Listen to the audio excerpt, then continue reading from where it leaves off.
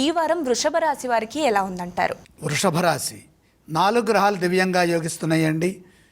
ద్వితీయంలో గురువు, అష్టమంలో శుక్రుడు, ఏకాదశంలో శని, దశమంలో రాహువు. పరిపూర్ణమైన అదృష్ట యోగం ఉన్నది. ప్రశాంతంగా ఆలోచించి నిర్ణయాలు తీసుకోండి. ప్రయత్నాలు ఫలిస్తాయి. ఏ పని ముందు చేయాలి, ఏ పని తర్వాత చేయాలి అనే విషయంలో బాధ్యతాయుతంగా ముందు వెనుకలను ఆలోచించి పనులు ప్రారంభించండి. దైవబలం మిమ్మల్ని ముందుకు నడిపిస్తుంది. స్వల్ప ఆటంకాలు ఉన్నప్పటికీ సమయస్ఫూర్తితో వ్యవహరించడం ద్వారా విఘ్నాలు వాటంతటవే తొలగిపోతాయి. ముందస్తు ప్రణాళికలు విజయాన్ని ఇస్తాయి. కాలాన్ని సద్వినియోగం చేసుకోండి.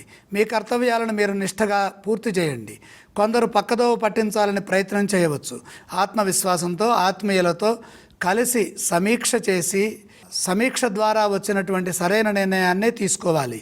ఉద్యోగులకు శుభ ఫలితాలు ఉంటాయి. కాలాన్ని సద్వినియోగం చేసుకోవడంతో మంచి జరుగుతుంది. మీ ప్రయత్నాల్లో స్పష్టత వస్తుంది. కృషికి తగిన ప్రతిఫలాన్ని పొందే వీలు కలుగుతుంది. పేరు ప్రతిష్టలు ఉంటాయి. ఆర్థికంగా మేలు జరుగుతుంది. ఖర్చుల విషయంలో 1-2 సార్లు ఆలోచించడం ద్వారా, మొహమాటాన్ని పక్కన పెట్టడం ద్వారా కలిసి వస్తుంది. వ్యాపారంలో తొందరపడవద్దు.